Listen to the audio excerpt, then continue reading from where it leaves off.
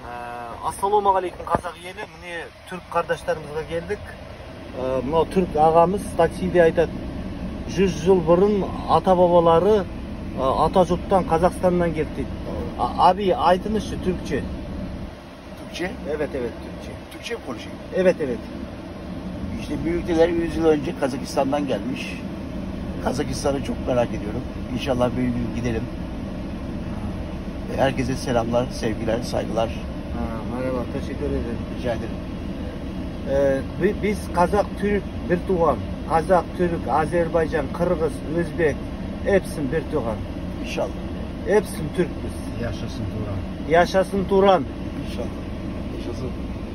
Böyle mi? Evet. Biz Kökbörülerin ırpağımız.